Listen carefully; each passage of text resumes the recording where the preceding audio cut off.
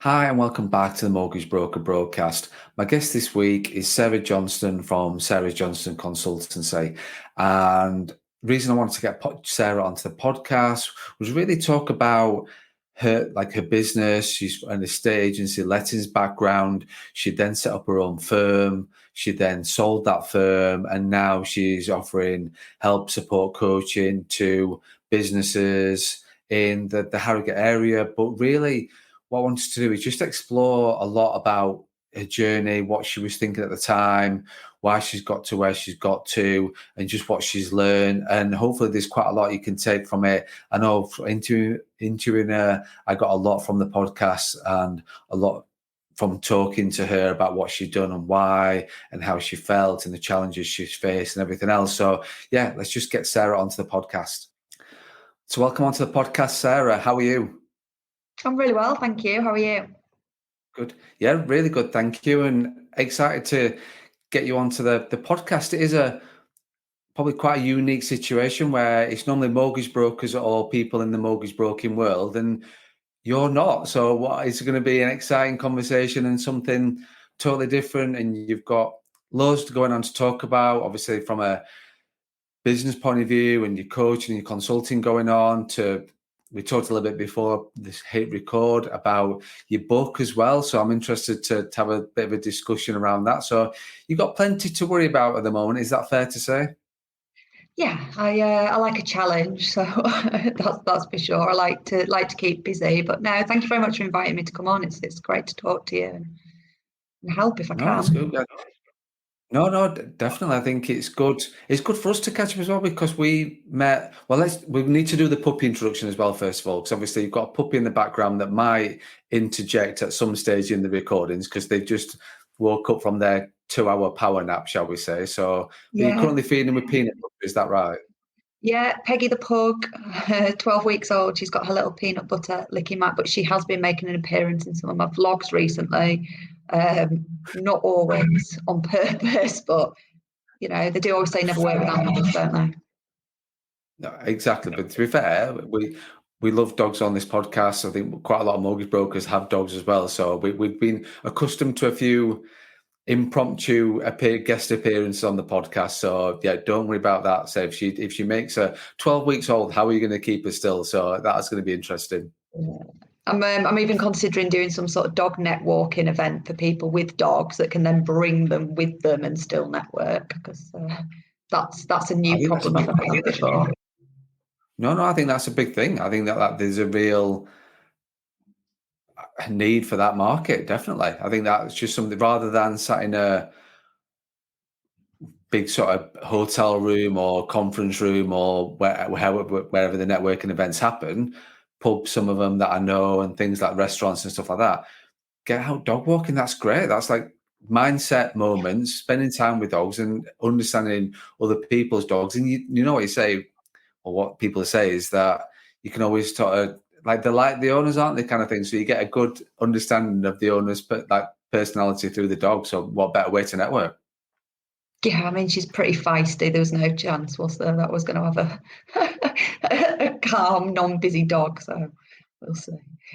Well, if Hopefully she she makes calms it, down. it'd be fine. So, like I said, first of all, thanks for coming on to the podcast. We'll get you obviously talk about your journey in a second, and I just our paths crossed 5 years ago. It just literally just seems like yesterday, but 5 years ago, it doesn't seem like yesterday. It seems like a long time ago, but then at the same time, it doesn't. If that makes sense. So, but yeah, we met up. You launched your business just after the same time as I launched CS Mortgage Solutions. That's about right, isn't it? May 2017 was Homes for Harrogate. Yeah, July 2017. So yeah, we're a couple of months behind you. A couple of months Yeah. behind. So do you want Like to you said, it feels like a explain? lifetime ago. It does absolutely, and I think yeah, it does totally. So yeah, do you want to just give us a bit of a background to Sarah Johnston and your sort of your history, your up to date, really? Yeah, so back back in 2017, obviously I made the brave move to start a business, which lots of people do. But I was working full time for an estate agent in Harrogate at the time. I'd been there six years. I'd worked for a few others in Harrogate. Originally a law background, so realised I wasn't made to be sitting in a solicitor's office pushing paper around. I like to be out and about meeting people. I don't think you're the only one with a law degree that's never been used. So I know quite a few mortgage brokers as well that are in the same situation. Yeah, and I think, and they'll probably say the same. It's a great degree to have. It teaches us a lot of skills that come in handy in different roles. So, and I ultimately think you end up where you're meant to be anyway. So I don't regret doing it. And it's been very useful, especially with setting up a letting agency with things like tenancy agreements, serving notice. The law degree did come in handy. But basically I was working for an estate agent in Harrogate. And I had some ideas. I thought, we should be holding landlord seminars. We should be doing video blogs for landlords. This is at the time that Purple Bricks had just about set up around that time as well. Yeah. A lot of clients no longer felt that they had those associations with the owners anymore, and they were looking for a more effective, quicker service as opposed to sort of down the whole loyalty route. So we lost a few clients. And I said, maybe it's time that we got on the modern online bandwagon as well. Estate agency, possibly similar to mortgages, can be quite a traditional industry. And I think it was time that it got shook up a little bit. So I decided to set up on my own. So I handed my notice in, got a laptop in my lounge. I'd never run a business before. I'd never started a business. I very quickly learned what SEO was because I had no idea what SEO was. I didn't know where landlords were, but I knew my job, and I knew that I wanted to do it differently, make a difference. So, but I also knew that I didn't want to be a cheap online agent. But nobody ever heard of me, or known me, and I'm saying, please give me the keys to your house. I'll find you a tenant, and then when the tenant pays me, I'll pass you the money on. It's quite a big ask, I think. There's a lot of trust and credibility that I needed to build. So I just started doing a lot of online marketing, a lot of video blogs, a lot of landlord seminars, putting my knowledge out there, blogs, vlogs, Facebook, Instagram. And I started getting clients through those channels, which other agents weren't really using. So I managed to grow it to 3 members of staff and a high street office when I sold it in December last year. So no, did really well, really pleased. Wow, that's like 4 years, just sort of 4.5 years, and in a whistle-stop tour of what you did. But one thing, there's a few things on there I wanted to ask you, and just because there is quite a few people that listen to the podcast that are employed with great ideas, but those ideas are always suppressed because they're in a employed role or a large corporate role. And so for you, like, people are thinking there is more out there. I want to go self-employed, or I want to start my own firm. But what is that something you always wanted to do? Had you always had that thought in your mind that it's, even when you worked even when you was employed, setting your own firm and going self-employed, was that something you knew you wanted to do eventually? Yeah, and I've always been incredibly ambitious. So whatever job I've had, I've worked in bars, restaurants, cafes. I think we've all done our bit at one time or another. I didn't want to be a waitress. I then wanted to be a manager, and then I then realised actually I didn't like the hours and I didn't like the industry. But for me, it was always about going as high as I could in any sort of industry or job that I'd had. And I had written a business plan for a letting agency probably a few years earlier than before I set up. But I was giving myself an office in Ripon. I was having staff. I would have gone bankrupt within maybe 3 months. So I'm glad I didn't do it then. I think things do happen for a reason. Luckily for me, at the time, I had no mortgage, no children, and the worst case scenario in my head was if I don't try it now, and if it doesn't work, I could get a job. I'll just get a job in 6 months' time. So I was of the opinion that if it doesn't work, I'll just get another job. So, brave, but I thought worst case scenario, I just have to find some employment again.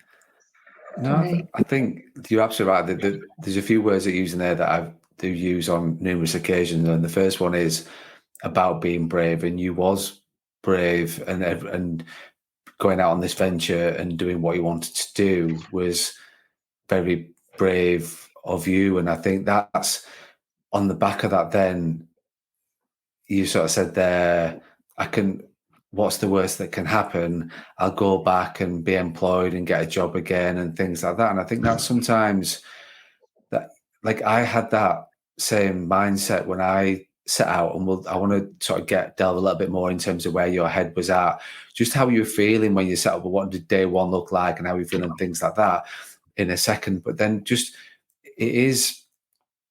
I had that mindset the same as you, by the sounds of it, that he said, well, there'll always be jobs out there. There'll always be roles. Nobody can take the skills I've got. Nobody can take me away from me. So whether that's, if they're self-employed, and because you have no experience in it, you are taking 2 feet firmly into the unknown and setting your own firm up. And you've done that yourself. There's no, it is all on your responsibility. You're accountable for that. But behind the scenes, it's then thinking, well, what's the worst that can happen? I'll get a job again. I'll get a role again. I'll do something else. And I think if you go into that with that mindset, and things happen for a reason. And it's funny that that's also something that I talk about quite a lot and on previous podcasts, and I'm glad you sort of said that, because things do happen for a reason but for you at that time, it must have been, so all these things in your head, I've got a backstop, I know what I need to do if this doesn't work, and all those sorts of things. But I'm sure day one, when you're sat there with your laptop opening up for the first time in May 2017, what was going through your head at that time, or going through your stomach and going through your gut and going through your heart? How did you feel? Do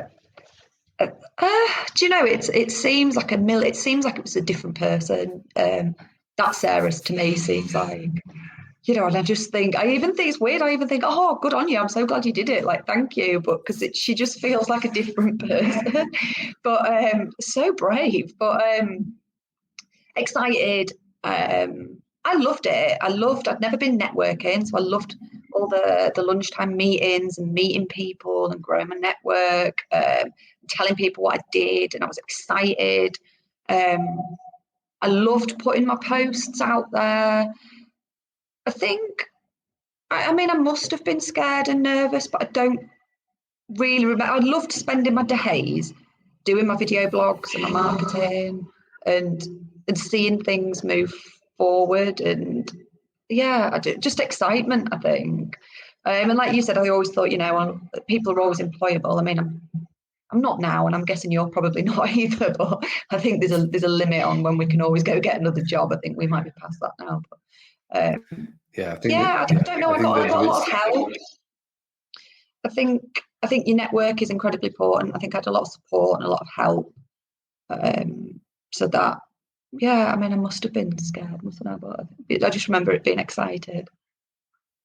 I think I can remember going back to those times where I felt, even now you have good days and bad days and you have the extremes, but I think at that time, it was very much the honeymoon period. I can remember sort of thinking that, like, it's exciting. This is something I've dreamt about. This is something I want to create. This is something that's mine. And like you said, in terms of your own brand, it was your business. It was everything that you wanted. So, and you sort of ride that wave of honeymoon period, shall we say, pretty well from the start. It feels amazing, doesn't it? It feels amazing, and you think, why didn't I do this sooner? It's a little bit later on, like you've said. It's good, actually. The honeymoon period, it's when that wears off. I think that you start to feel a little bit more tired and scared. But absolutely, I think that's the thing. It's like you ride that wave, and we know what, like, the wave eventually sort of the wave then ceases, and then you just sat in the sea or in this lake or something, and you just sort of sat there, and if you don't do anything, you just drift. And I think that's the thing with it. But then what do you do then? I think that's I can remember we started in July. I can remember sort of 3 months later thinking, where is this going? What am I doing? Like, what am I? And you just dig deep. I think from speaking to you and from seeing what you've done with your brand and where you are now, you are quite a persistent person, shall we say? So I think I think you have to be. You just, I think, yeah. I mean, we've all had those days. There was days I was crying on my floor because I couldn't find a stapler. I don't really think it was the stapler that was the problem, was it? But you think I run a business, I'm doing this, I can't even find a stapler. I started a franchise, and for one reason or another, I put an end to it. But I'm glad I did, because then I wouldn't have sold, and you end up where you're meant to be. But that I lost 35 grand doing that, and I think not everything we do works out, and I think there are going to be tough days, but I think you genuinely have to be passionate about what you do, because then otherwise it is easy just to give up, and I think you can't. It's that saying, isn't it? The people that give up, you never know quite how close you are to making it. So you've just got to keep going, and you've got to try and put a positive spin on everything. I think you do. Like say, it's just about, one of the big things that you have to have is persistence in everything that you do when you are owning your own firm. And people from the outside looking in see all the amazing things, see all the really good stuff, see all the bright lights and the jazz hands and everything else. But what they don't see is Sarah laid on the floor crying because she can't find a stapler.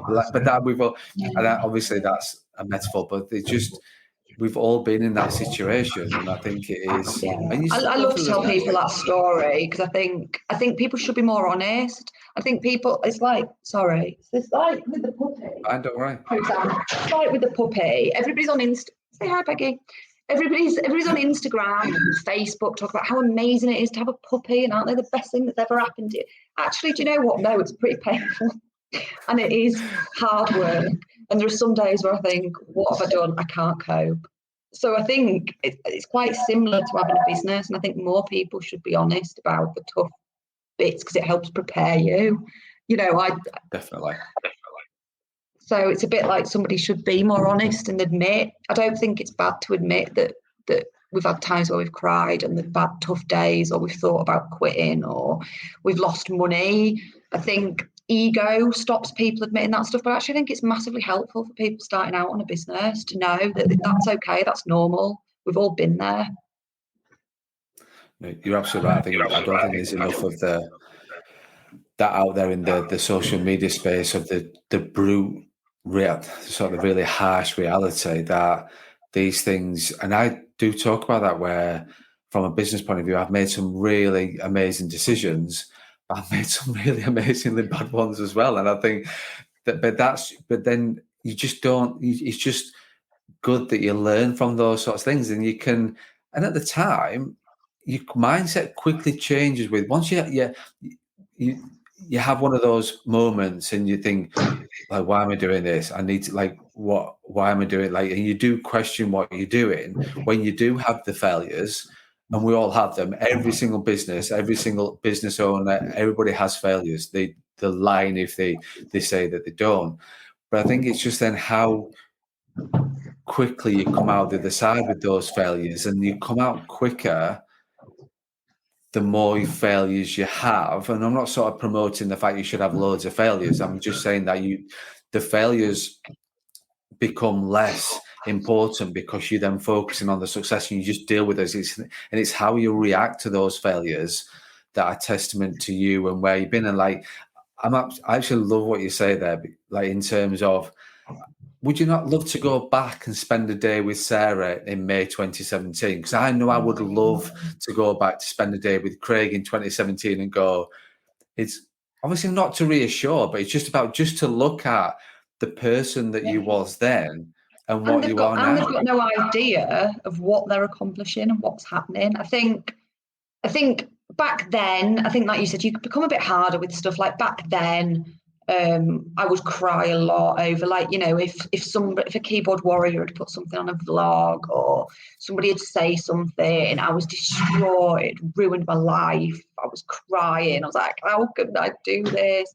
And now I'm, and then like you said, you have bigger, the franchise money, that was quite upsetting for about a week. Now I'm like, it's just money. I'm glad it didn't work. I think it gets easier as well, doesn't it? I think the more stuff, and I don't think you're right, everything shouldn't be easy and work, and everything you do isn't going to work. But you actually become a better person for it if you can stay positive and put a positive spin on it. Because I know then I didn't know, but I wouldn't be doing what I do now if my franchise had taken off. And actually, that's not really what I would have wanted. A big franchise, a letting agency. So hindsight is a wonderful thing. Absolutely, hindsight is an amazing thing. Absolutely is. But I think in terms of there were a few things in there that you were talking about and saying. But one thing that was going through my mind, and you actually said it at the end there, was you're a better person for it, and you feel that way and that's a big thing. You feel that, and that's all we want in life is just what we want. That as human beings, we crave to be better people and develop and learn, and you can't bottle that really in terms of because it's not something you can read it's not something you've just got to experience and feel that emotion at that time. Because they say losing that amount of money in the franchise, and I apologize for bringing it back up again, but I think you seem to have you're dealing with it all right now. For a week, obviously it would have been at the end of the world, and lose it. And like for anybody listening thinking, wow, like how, but that's testament to you that you came out the other side. And just like now, hindsight is a wonderful thing, but it is just about, and it is just money at the end of the day. It's not it's not changed your mindset, the way that you are. Then it's only bettered you as a human being, and that's something that you can reflect on and look back positively. I use the word luck a lot, and actually I think we make our own luck. So I don't know why I do use that word so much, but I was lucky in that Homes for Harrogate paid for that money. It could afford that money. That franchise didn't put, I do calculated risks. So as much as I say I paid, but I make decisions pretty quick, but they are quite calculated. I knew Homes for Harrogate could fund it. Technically that was my money, so I didn't lose it, but I was in a very lucky position. I hadn't put it on credit. I hadn't remortgaged my house. It could have been a lot worse. And I think that's always the way of trying to look at things, really. No, definitely. I think just to be clear on that point, then it wasn't a bounce back loan or that you sort of no. Yeah. Luckily, I didn't owe that money back to anybody. But on the same thought, I thought I could just have gone and taken that out of a cash machine and set it on fire. But it was still a loss. It is. I think sometimes it is still your money. It's a lot of money and it's it's when you look at how you dealt with that and coming out the other side with that. So absolutely. So it was a deposit for a house, isn't it? I could have used one of your mortgage brokers and got a deposit for a house. Good luck getting a deposit for a house in Harrogate without deposits. I think you might need a bit more there, Sarah, to be fair, where you live, but we won't talk about that. So in terms of, that was your sort of your lettings business that you set up. You created a brand, you created a business, you did that obviously very successfully. Was the plan always to sell it? Is that something you always wanted to do, or was it just circumstances that arose? So I think plans always change. It's what I tell my clients now. Like, it's good to have a plan, and I think everybody should have a plan. So when you start a business, I think you should have a 5-year plan. My exit strategy was to franchise it and then get somebody in to deal with all the franchise, and I would just be sat on my yacht somewhere having a nice mojito. But and then so I think so it was during COVID, and then the franchise fell through. And I just got to the point where it's like, do I put more money into it and keep going, and then it'll be 50 grand, 60 grand, or do I pull the plug and just decide that's not the way I'm going to go? So I decided that wasn't the way I was going to go. 2 of my staff handed their notice in the same week that happened as well. So I was covering 3 people's jobs while recruiting for 2 new people, whilst having to train 2 new people while covering 3 people. And I took myself off to a yoga retreat. I thought I just need to go. And actually, while I was on the yoga retreat, we all got thinking about what we do and why we do it. And like you asked earlier about being ambitious, did I always want to do what I do? And they all started it wasn't a work retreat. I wasn't there for any sort of therapy, but it just ended up that we started talking about how some of us just do the jobs we do because we've always done them, or we're good at them, or our parents thought we should, or, with my law degree, it was always, it's a good degree, Sarah, you learn a lot of money, why wouldn't you do a law degree? Without any actually thought about what I probably would have liked to have done. And then with the lettings, I just sort of moved up. I'd got a job as a negotiator, then I wanted to be a manager. So I got a job as an assistant manager, then I wanted to be the manager, then I wanted to own my own. And, don't get me wrong, we were really, really good at it. It worked. So it was a good business to have because we were good at it. But did I have any interest really in boilers, roofs, stripping taps, landlords? No, we were just good at it. And I thought about it. I thought, actually, do you know what? I don't actually enjoy lettings, which shocks a lot of people because they said, oh, you're so passionate about it and you're marketing and you're so good at it. And I think what I actually was passionate about was the marketing of it and the growing of it. When you get a buzz, don't you, when you get a new client and you see your business growing and you make some more money and you're like, oh my God, this is amazing. But I didn't actually like the day job. So I thought, that's it. I'm selling. My franchise didn't work, and I strongly believe that happened for a reason because it was very shortly afterwards that I decided to sell. And I'd actually written a business plan to do coaching and consultancy about 2 years in, so in about 2019. Right. But for me, credibility is quite important. And I thought, I don't want to be one of those coaches that just does an exam, and I've never run a business. I thought my business is 2 years. So for me, was like, it's not the right time. And I was maybe thinking about doing the two in conjunction. But then I saw my business and I was like, this is what I want to do. I want to help other small businesses grow their businesses like I did. That's the stuff I get excited about. That's the stuff I'm passionate about. So no, it wasn't always the plan to exit. And I think you should always have a plan, but your plan will change. And I don't think that's a bad thing, but you need to know where you want to be for something to aim at. Yeah. No, I totally agree with you. I think it's funny that I've done some podcasts recently talking about the importance of business plans and the importance of reviewing them. You have to tweak them. They have to be adaptable to a certain point and things like that. So it's always about reviewing the plans as well and being realistic with the plans, but then at the same time challenging. But it's funny, something you said there about sort of like the growth side of things is it really is like, feel as though you're moving forward. I think I don't like stagnation or whatever word you want to use. I just always feel I've got to be moving forward. So if we're doing 1% more, 5% more, it's just a constant feel as though actually you are growing and you're moving forward and you're actually making a difference to what you're doing rather than sort of going backwards. And yes, I reflect and review and look at that, and that's not something I've always done, but I do that now on a regular basis. But do you ever look back at where you've been? Do you ever take time to look at what you've done and what you've achieved? I'm really bad at that. I am the last person to pat myself on the back and be like, well done. Everyone's like, oh my God, you've sold your business. That's amazing. I'm like, well, yeah, what am I doing now? Exactly. Now I need to grow this one. And everyone's like, but look what you've done. Take a bit of time off. And I'm like, absolutely not. I cannot stand still. I think it's actually what you said as well is a good point.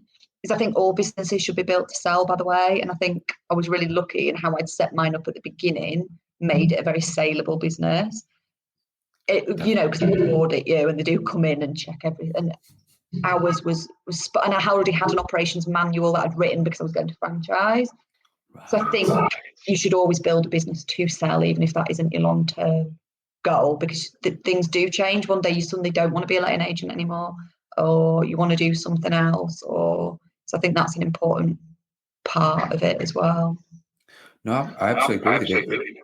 The thing is as well, these things also happen that are outside of your control. That means you can't run your business anymore. So it always has to be prepared for I'm not a negative person. I'm a very positive person, but I always prepare for the worst. Like I've always got a plan B kind of thing. So, and then when plan B doesn't happen, that's a bonus. So if you're writing an operations manual thinking, I'm going to have to react quickly and sell my business quickly because of illness or whether there's something that happens, that's life changing. And then when that doesn't happen, it's like, well, it's a bonus. I'm still here. I'm still working in the business. It's still my firm. Yeah. Because some people say to me, well, I want to retire. I don't want to sell my business. I'm going to retire from it one day. And I was like, that's great. But do you want to make any money from it when you retire? Or are you just going to wind it down because you're ability to sell and it's not worth anything, but you've spent your whole life doing it?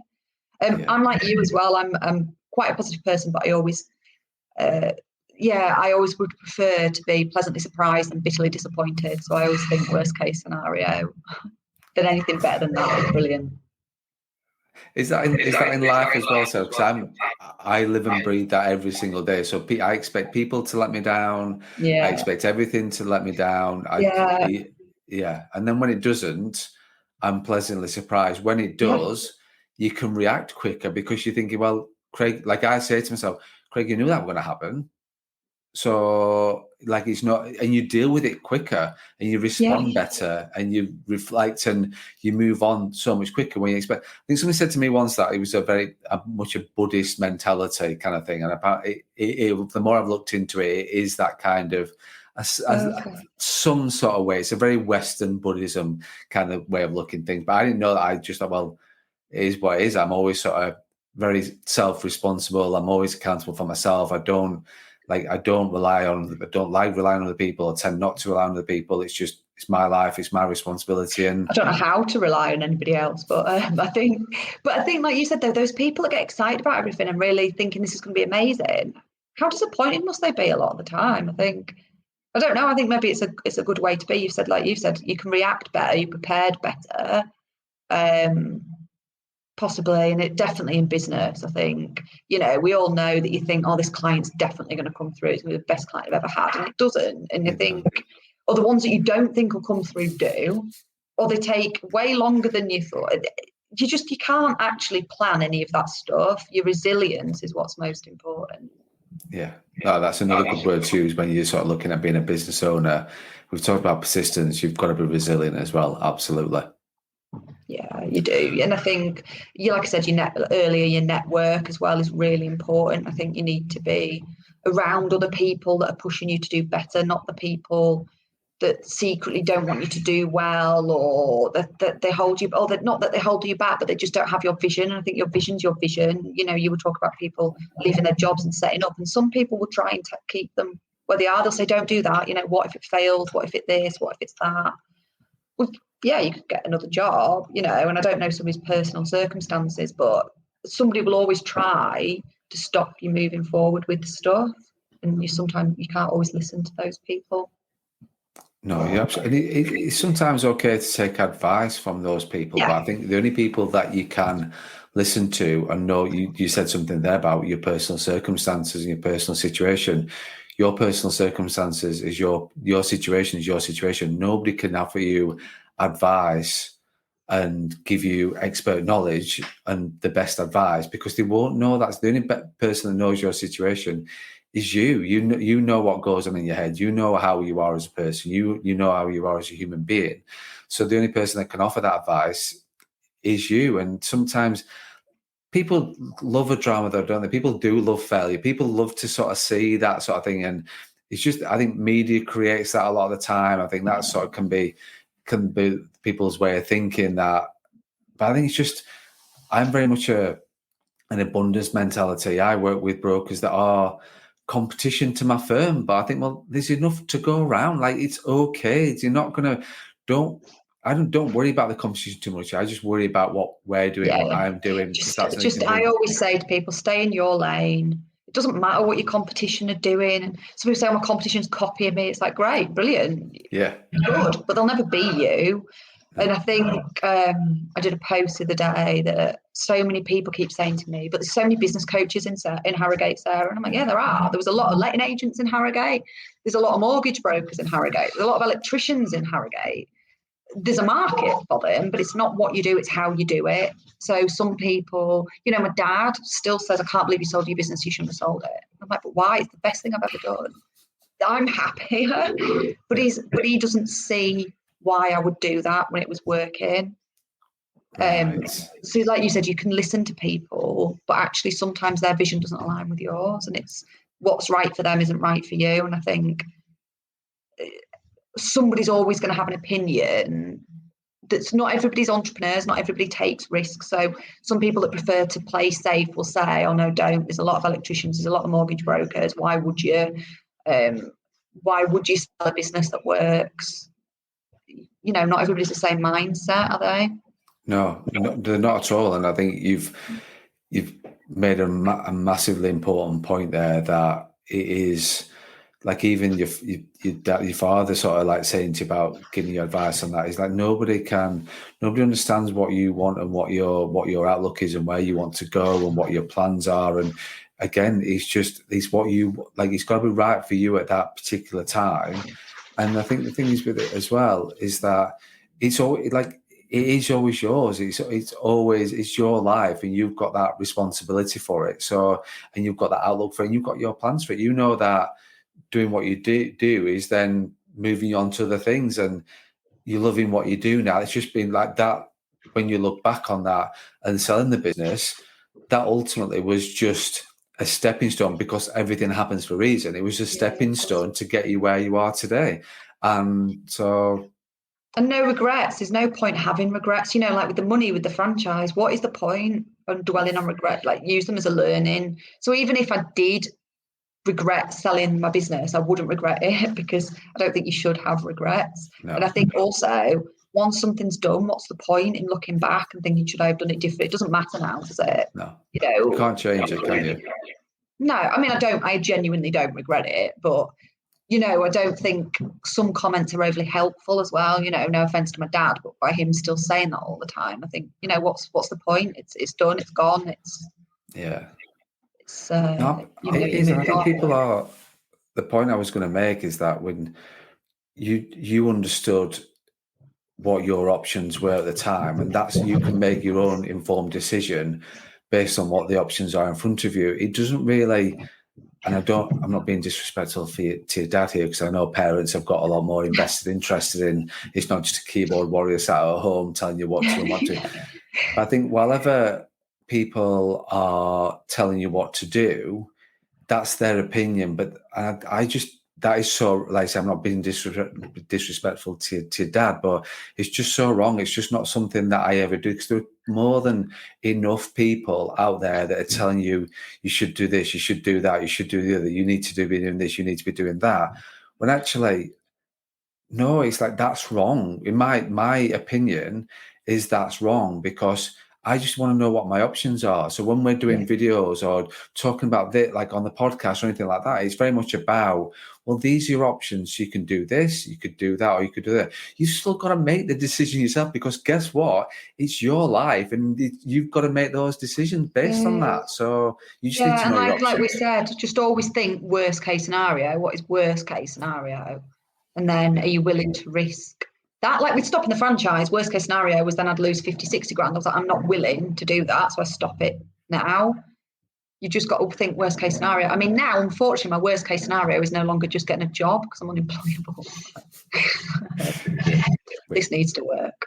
Yeah. But you've got the persistence and the drive and the resilience to make it work. So you made it once, you make it again. Like, do you know what I mean? It's just sort of like, I look back on it now and I think to myself, what would I genuinely do if this went all wrong tomorrow? And this really, what would I do? Certainly the last thing I would be doing is going employed somewhere and taking a ticket and clocking in every day and clocking out. That will just not be something. With a designated lunch break.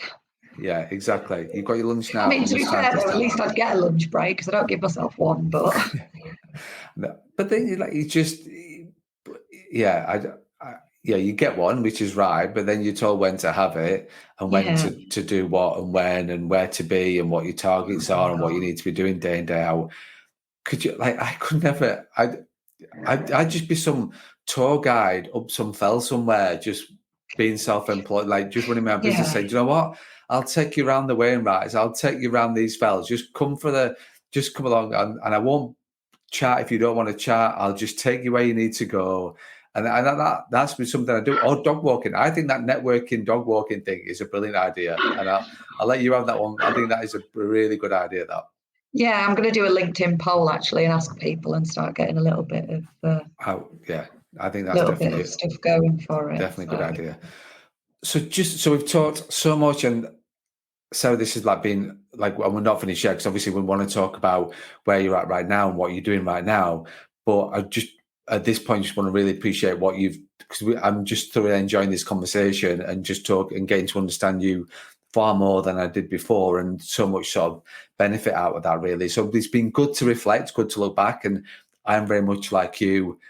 I never take credit for like people say, "Oh, you've done this, you've done that, you've done that." Like, no, I've still got like literally, I'm at the foot of the mountain still. I've got so much still way to go. I'm not going to be applauded or get a pat on the back for I'm on sort of step 10 of 1,000 kind of thing, and that will it's just going to be a constant rise of I'm never going to reach that peak, I don't think, but I know that, and I'm never like because there's always something else to move on to. But so selling your business, going through everything that you've learned, and so where are you at right now in terms of, obviously you're not employed, so but where are you at now from a business point of view? So in January, I started Sarah Johnston Consultancy. So I am actually coaching small business owners, but on marketing. So I'm a Right. business coach, but a marketing coach. So I'm helping them to do what I did. So it's a lot of looking at their marketing and what they're doing and who they're talking to and where they're putting it and why, and is it bringing results for them. I think a lot of business owners don't know where to start. I think a lot of them that do it aren't really sure what to put and when. And I think so I'll talk to people a lot about talking to their dream client. And I think when you talk to your dream client, they come to you because they read it and they're like, oh my God, they're talking to me. And I think if you try and talk to everybody everywhere, then you're just going to hit nobody. So it's about helping. And not a lot of people want to do video blogs or blogs. I'll never push them to do that stuff, but it's also giving them a little bit of help and confidence and accountability to get that stuff out there. And, in this online age, we all want everything immediately, don't we? I needed to order a new dog lead for Peggy last night, and I was like, well, I want it tomorrow. So, and hopefully it's coming today, but everybody wants everything immediately. And I think if you've not got a big online presence, you're missing out massively. You are, absolutely. I think that the thing is with the online presence, do you feel that sort of with the people that you're working with and from your own experience, is that something that can take time, or is that something you get a hit quite quickly, or is it a long-term thing? It's a slow burn, I think. The stuff that you do helps your website be seen on Google. So I did get Homes for Harrogate to page 1 of Google above other agents who've been going 20 years, and I didn't pay for any SEO. I did it all myself. It was all the blogs, the content.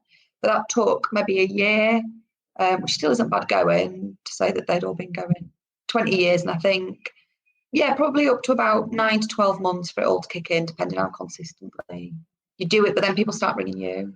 So it's an easier lead. It's a warmer lead. A lot of people will see me in town and recognize me, or say, oh, I feel like I know you because I've seen your video blogs. I think it's a warmer lead, isn't it? People have already seen you, so it's not a cold sell to them if they're interested in what you do. Yeah, no, definitely. I think it's quite funny that I know a consultant, a business coach, business consultant in Kendall, and I just went for a walk with him yesterday, just to have a chat about things. I really enjoy the conversations that we have, and he just he's into his local video blogs, and he got stopped. I like thinking, oh my, come on, we're going to get some, we agreed to walk for an hour. It was technically a meeting as well, but he just kept getting stopped and sort of thinking, oh, I love that video. When's your next one coming out? And things like that. And it's just, that's really good. He's niched that locally as well. And that was one thing that I was going to sort of talk to you about is obviously you're in Harrogate, and was that something was from a consultancy point of view? Was that always your plan to sort of niche it local community rather than going virtual and everything else? Yeah, I mean, I think the business is very new, and I think like Homes for Harrogate did, I think things evolve, and I think I want to start local. I think there's something to be said for helping local businesses in your local towns. It helps your local community grow. It helps your local town. I don't understand why I don't think a lot of people do, why you wouldn't help your local area. I think as it grows, the opportunity to spread further afield and help more people, most definitely. But I think, so a lot of things I do is help people be the local expert in their local area. And I think that starts off, and then you can start going further afield. So, people used to ring homes for Harrogate and say, and I'd always ask people where they'd come from. So I've seen you on Google, we want to work with you because you're the local lettings expert. I was like, yeah, great, but I've told you that. I'm not saying I'm not saying we're not great, but in my blogs, as a local lettings expert in Harrogate, as a local lettings expert in Harrogate, and I was putting out the knowledge that showed me to be an expert. So just like you've just said, so I was in the Everyman's Cinema having a coffee the other day, and this guy came up to me and he said, you're the marketing girl, aren't you? Yeah. Sure. And he'd see my Facebook stuff. So this stuff does work. I want my clients to somebody to go up and be like, oh, you're that guy that does wills, aren't you? Or you're the personal trainer, or reach is easier, closer to home to start with, and then you build it up. So you help your local community, and you start, there's no point spreading yourself too thin when you start a business either. No, I do agree with you, because I think funny enough, I've had a conversation with one of the mortgage brokers in my firm this morning, and our sort of regular catch-ups, and we're talking about her in her local area and really drilling down to not looking at and looking at Google My Business page, having a page in the website, just having a web page, and about getting sort of some videos done, some blogging done, some, like, she's keen on social media, but we're just trying to then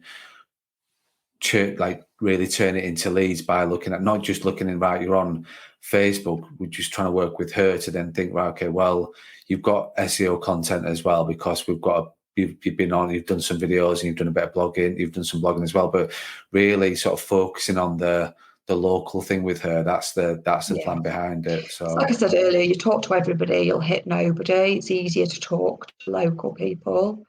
You then can grow. Obviously, there are people that deal nationwide, but then your SEO gets more complicated. Then it's easier to start off small and local. Any business that niches itself is easier to market than one that doesn't. And a location can be a niche. It's not a proper niche, but it is a niche. No, I believe it is. I think it is. So, my opinion on it is that, I think it is a niche sort of thing. I think that is quite when you're looking at your local community and you just focus on your local community, and that's just really all you are.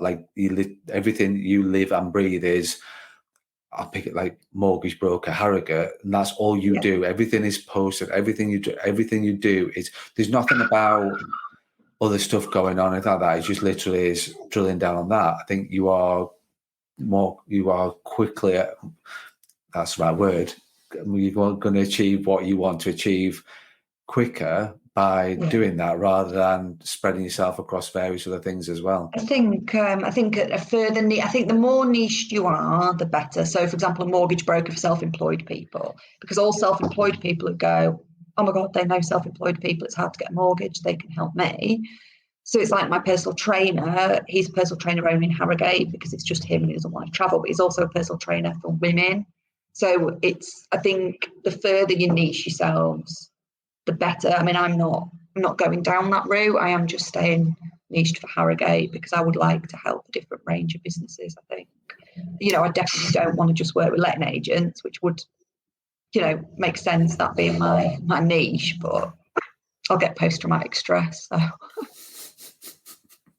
I think what makes it more exciting working with different firms and different people and different industries and different backgrounds, and it just fundamentally your framework's the same, because obviously you are a certified business coach. We've not even talked about the entrepreneur circle and your qualification you went through and things like that. So I'm guessing that the framework's the framework, whether it's mortgage broker, lettings agent, or...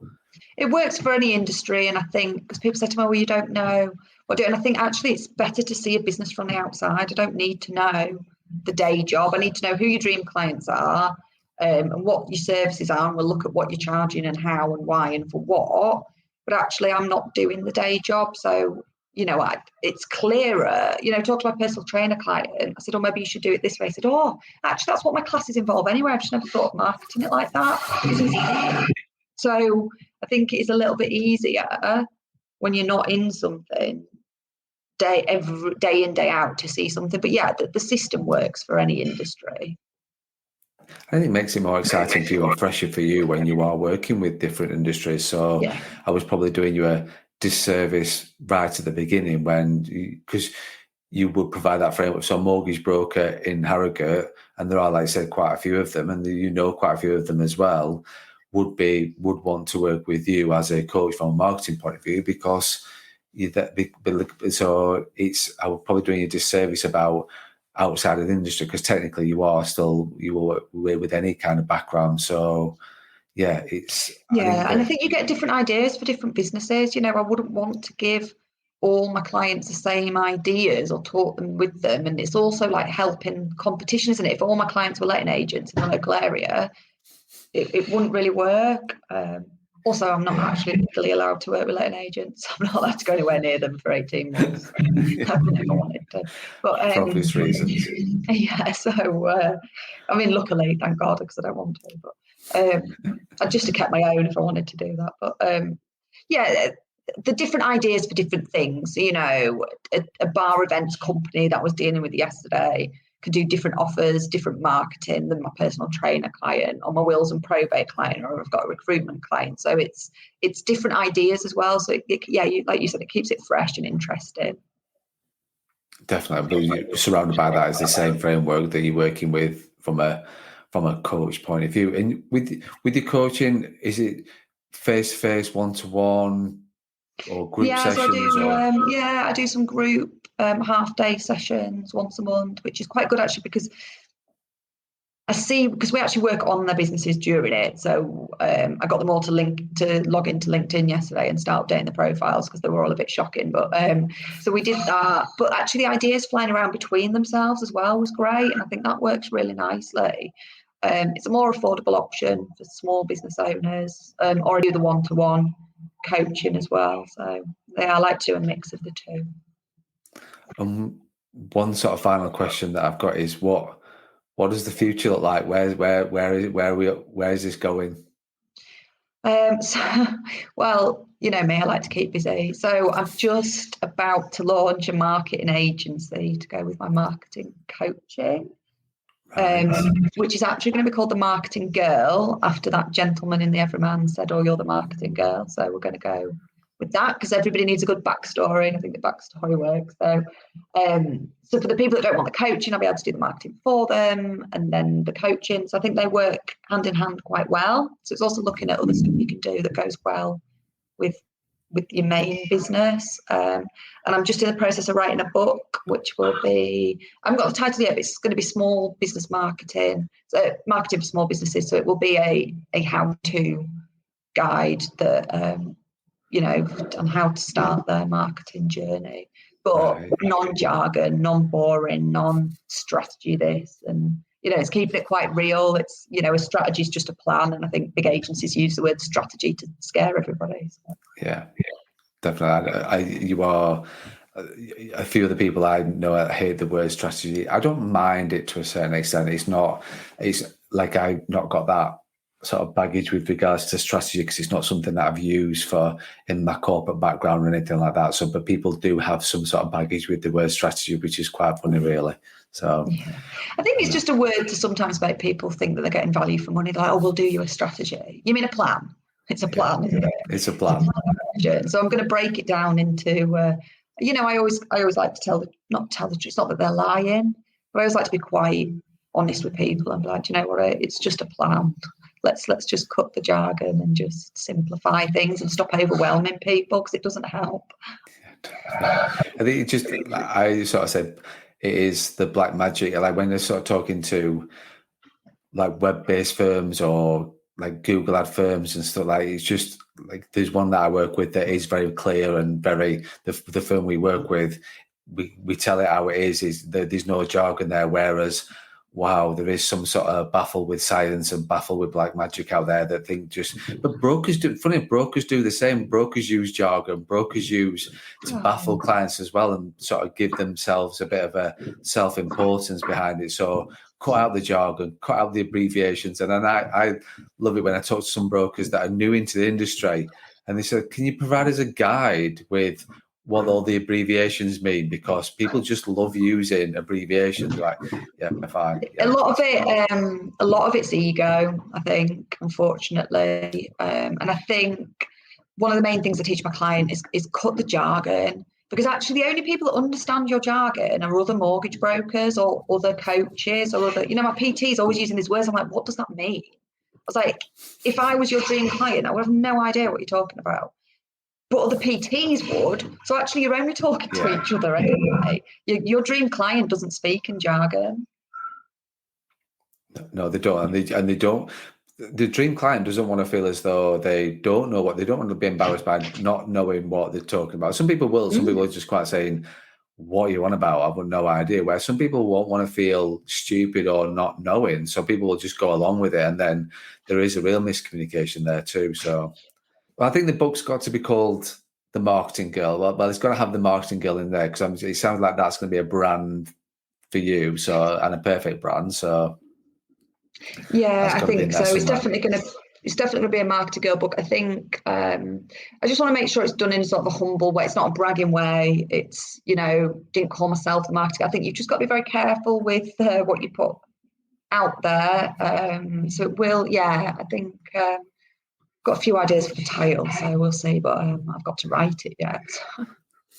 Yeah, that's the worst part, writing it.